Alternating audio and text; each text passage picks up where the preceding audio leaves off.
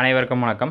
மெட்ராஸ் உயர்நீதிமன்றத்தில் ஆட்சேர்ப்பு பிரிவு அறிக்கை எண் 72 மற்றும் 73க்கான ஒரு அப்டேட் வருகின்ற வெள்ளிக்கிழமை உங்களுக்கு வரலாம் சொல்லி நம்ம எதிர்பார்ப்போம்.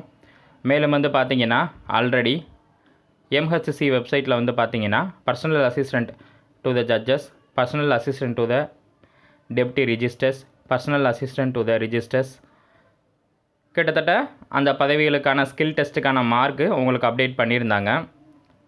அதோட மார்க் தொடர்பான ஒரு காணொலியும் நம்ம தெளிவாக கொடுத்துருந்தோம். ஸோ நம்ம அடுத்து ஃபோக்கஸ் பண்ண வேண்டியது நோட்டிஃபிகேஷன்ஸ் 72 மற்றும் 73. அதில் முக்கியமாக பார்த்திங்க அப்படின்னா நோட்டிஃபிகேஷன்ஸ் 72. இந்த நோட்டிஃபிகேஷன்ஸ் 72 பொறுத்தளவு பார்த்திங்கன்னா ஒரு 4 பணிகள் ரொம்ப முக்கியமான அறிவிப்புகளாக இருக்குது. பல போட்டியாளர்கள் இதற்கு தேர்வு எழுதி முதல்கட்ட சான்றிதழ் சரிபார்ப்பு பணியை நிறைவு செஞ்சுருக்காங்க.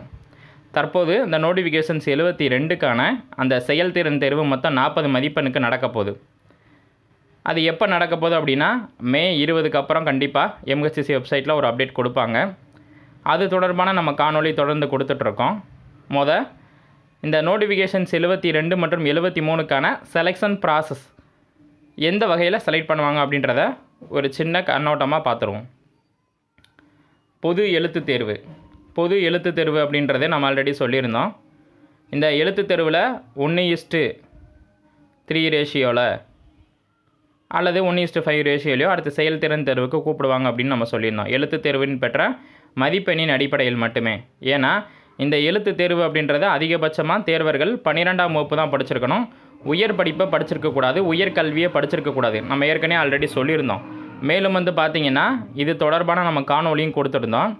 அதிகபட்சமாக பார்த்திங்கன்னா 8th பாஸ் 12th பாஸ் அதுக்கு மேலே உயர் படிப்பை தொடரவில்லை அப்படின்னு நம்ம உறுதிமொழி கடிதத்தை நம்ம அப்லோட் பண்ணியிருந்தோம் அப்படின்னு அவங்க தெளிவான நோட்டிஃபிகேஷன்ஸில் கொடுத்துருந்தாங்க.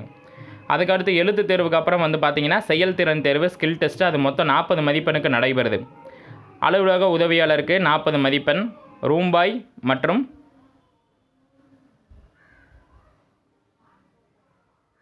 சோப்தார் இந்த பணிகளுக்கு, அப்புறம் வீட்டு உதவியாளர் இது எல்லாத்துக்கும் பார்த்திங்கன்னா செயல்திறன் தேர்வு ஸ்கில் டெஸ்ட் அப்படின்றது 40 மதிப்பெண்ணாக உங்களுக்கு வழங்கப்படுது. அப்போ இந்த செலெக்ஷன் ப்ராசஸ் அப்படின்றது எழுத்து தேர்வு, செயல்திறன் தேர்வு, ஸ்கில் டெஸ்ட்டு மற்றும் சான்றிதழ் சரிபார்ப்பு. இந்த சான்றிதழ் சரிபார்ப்பு ஆல்ரெடி பண்ணிட்டாங்க. ஸ்கில் டெஸ்ட் மார்க்கை ஃபோக்கஸ் பண்ணி உங்களுக்கு பார்த்திங்கன்னா அதுக்கப்புறம் ஃபைனல் டாக்குமெண்ட் வெரிஃபிகேஷன்ஸ் ஒரு தடவை பண்ணிவிட்டு உங்களுக்கான அப்பாயின்மெண்ட் ஆர்டரை இஷ்யூ பண்ணிடுவாங்க. இதான் செலெக்ஷன் ப்ராசஸ். போன்றவற்றின் அடிப்படையில் விண்ணப்பதாரர்கள் விண்ணப்பிக்கும் பதவிகளுக்கு தேர்ந்தெடுக்கப்படுவார்கள். ஆல்ரெடி நம்ம ஏற்கனவே சொல்லியிருந்தோம். எழுத்து தேர்வு 65 மதிப்பெண், கால அளவு 90 நிமிடங்கள். இது எல்லாமே அப்ஜெக்டிவ் டைப் அப்படின்னு. ஓகேங்களா? இதை பொறுத்தளவு பார்த்திங்கன்னா எல்லா கிளாரிட்டியும் உங்களுக்கு தெளிவாக கிடச்சிருக்கும். பட் இதுக்கப்புறம் வரதான் இந்த வீட்டு உதவியாளர் பணிக்கு முன்னுரிமை மற்றும் அலுவலக உதவியாளர் பணிக்கு முன்னுரிமை போன்றவற்றுக்கு பார்த்திங்கன்னா நம்ம தெளிவான காணொலிகள் கொடுத்துருந்தோம். அந்த காணொலிகளை நம்ம தெளிவாக சொல்லக்கூடிய பதில்கள் என்னென்ன அப்படின்னா உங்களுக்கு தெளிவான ஒரு விளக்கத்தையும் கொடுத்துருந்தோம். வீட்டு பராமரிப்பு, உணவு மற்றும் பானங்கள் தயாரிப்பு. இப்போ இதில் கூட கொஷின்ஸ் செயல்திறன் தேர்வு ஸ்கில் டெஸ்ட்டை பொறுத்தளவு ஒரு சில கொஷின்ஸ் கேட்கலாம். வீட்டு பராமரிப்பு தொடர்பான ஒரு சில டாஸ்க்கை கொடுக்கலாம். உணவு மற்றும் பானங்கள் தயாரிப்பு அப்படின்ற போது ஏதாவது ஒரு இன்க்ரீடியன்ஸ் சேர்த்து ஒரு கூல்ட்ரிங்க்ஸ் அப்படி இல்லைனா ஒரு ரோஸ் மில்க் அந்த மாதிரி ஏதாவது ஒரு இன்க்ரீடியன்ட். ஏன்னா கிட்டத்தட்ட பார்த்திங்கன்னா மொத்தம் 240 காலி பணியிடங்கள். நோட்டிஃபிகேஷன்ஸ் 72 பொறுத்தளவு நோட்டிஃபிகேஷன் 72ல் கிட்டத்தட்ட 240 போஸ்டிங்ஸ் இருக்குது. அதை 1:5 ரேஷியோவில் கூப்பிட்டாங்கன்னா ஒரு 6400லேருந்து ஒரு 6800 நபர்களை கூப்பிடுவாங்க. ஸோ அனைத்து நபர்களுக்கும் ஒரே விதமாக டாஸ்க்கை கொடுக்க வாய்ப்பில்லை. இப்போ ஒரு நபருக்கு பார்த்திங்கன்னா உணவு வகைகள் தொடர்பான ஒரு சமையல் குறிப்புகளை பற்றி கேட்கலாம், அல்லது ஒரு உணவுப் பொருளை செய்ய சொல்லி கேட்கலாம். எடுத்துக்காட்டுக்கு இப்போ வடைகள் எப்படி தயாரிக்கிறது, உணவு பண்டங்களை எப்படி பராமரிக்கிறது, குழம்பு வகைகள் எப்படி தயாரிக்கிறது, அந்த குழம்பு வகைகளை என்னென்ன இன்க்ரீடியன்ட் சேர்க்கிறது. மேலும் பார்த்திங்கன்னா கூல்ட்ரிங்க்ஸை பொறுத்தளவு நீர், மோர், தயிர் போன்றவற்றிலிருந்து என்னென்ன பொருட்கள் தயாரிக்கலாம் அப்படின்றத கூட கொஸ்டின்ஸாக கேட்க வாய்ப்பு இருக்குது. அப்போ நீங்கள் இப்போ இங்கே ப்ரிப்பேர் ஆகும்போதே இந்த டாஸ்க்கெல்லாம் ஒரு டைம் ரீகால் பண்ணிவிட்டு போயிடுங்க. ஏன் அப்படின்னா நமக்கு அங்கே நேரம் பத்தாது. புதுசாக ஒரு டாஸ்க்கு கொடுக்கும்போது நமக்கு ஒரு விதமான பதற்றம் ஏற்படும். அப்போ நம்ம அங்கே வெற்றி வாய்ப்பு அப்படின்றத இழந்துடும். ஸோ ஓரளவு உங்களுக்கு என்னென்ன பொருட்கள் போட்டால் நமக்கு இந்த உணவுப் பொருட்களை தயாரிக்கலாம் அல்லது அந்த பலகாரத்தை தயாரிக்கலாம் அப்படின்றத இப்போ எடுத்துக்காட்டுக்கு வந்து பார்த்திங்கன்னா இந்த இடத்துல உணவுப் பொருட்கள் மற்றும் பானங்கள் தயாரிப்புன்னு கொடுத்துருக்காங்க.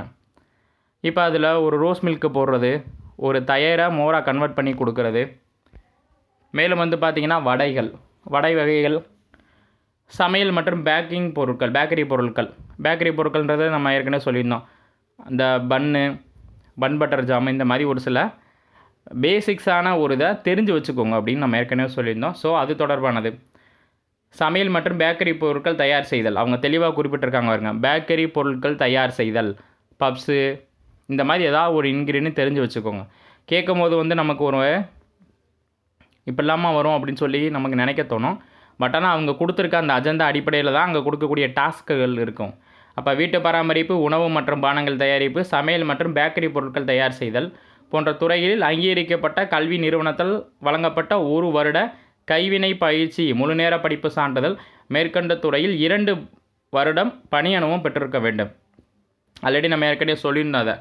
அதாவது என்ன அப்படின்னா, கேட்ரிங் தெளிவாக படிச்சிருந்து அதற்கான சான்றிதழ் இருந்து உங்களுக்கு 2 வருட பணி அனுபவம் இருந்துச்சு அப்படின்னா ஸ்கில் டெஸ்ட்டில் கண்டிப்பாக 40க்கு 28க்கு மேலே உங்களுக்கு முழுமையான மதிப்பெண் கொடுப்பாங்க. ஆல்ரெடி ஏதாவது ஹோட்டல்ஸில் நீங்கள் வந்து பார்த்தீங்கன்னா ஒரு கேட்ரிங் ஓரியன்டாக அந்த ஜாப்போட நேச்சர் அடிப்படையில் ஒரு 2 வருஷம் பணி அனுபவம் பெற்று அதுக்கான சான்றிதழ் நீங்கள் கையில் வச்சுருந்தீங்க அப்படின்னா கட்டாயமாக உங்களுக்கு வந்து இந்த பணி உங்களுக்கு உறுதி செய்யப்படும். ஓகேங்களா? இது உங்களுக்கு மட்டும்தான். அது சர்டிஃபிகேட் வச்சுருந்தீங்கன்னா அந்த பணி உங்களுக்கே உரித்தான ஒரு பணியாக மாறிடும். தமிழ் அதாவது பேசிக்ஸான தமிழ் அண்ட் இங்கிலீஷ் கொஞ்சம் பேச தெரியணும். அவங்க அதை தான் எதிர்பார்க்குறாங்க. தமிழ் மற்றும் ஆங்கிலத்தில் சரளமாக உரையாட தெரிந்திருக்க வேண்டும். செல்லத்தக்க அதான் 2 வீலர் லைசன்ஸு, ஓட்டுநர் உரிமம் வைத்திருக்க வேண்டும். பணி அனுபவ சான்றிதழ்களை வேலை பார்த்த அதிகாரியிடமிருந்தோ முதலாளியிருந்தோ பெற வேண்டும். ஆல்ரெடி நம்ம ஏற்கனவே சொல்லியிருந்தோம். இங்கே கண்டிப்பாக வந்து பார்த்திங்கன்னா எக்ஸ்பீரியன்ஸ் கேண்டிடேட் தான் வந்து 1:5 அடிப்படையில் கூப்பிட போகிறாங்க. எழுத்து தேர்வு முடிச்சுட்டு ஸ்கில் டெஸ்ட்டு தான். ஸ்கில் டெஸ்ட்டுக்கு 1:5 கூப்பிட போகிறாங்க. ஒரு 6500 பேரை. அந்த 6500 பேரும் வந்து பார்த்திங்கன்னா உங்களுக்கு வந்து கிட்டத்தட்ட வந்து பார்த்திங்கன்னா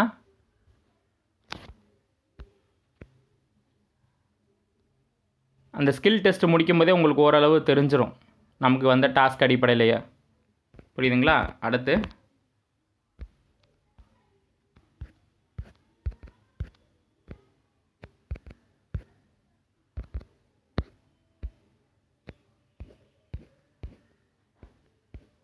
இங்கே தெளிவாக குறிப்பிட்டிருக்காங்க பாருங்கள். ஸ்கில் டெஸ்ட்டுக்கு அப்புறம் சான்றிதழ் சரிபார்ப்பு பணி இருக்கும். அது முடித்தவனே கண்டிப்பாக பணி நியமன ஆணை தான். நன்றி. அடுத்த காணொலியை சந்திப்போம்.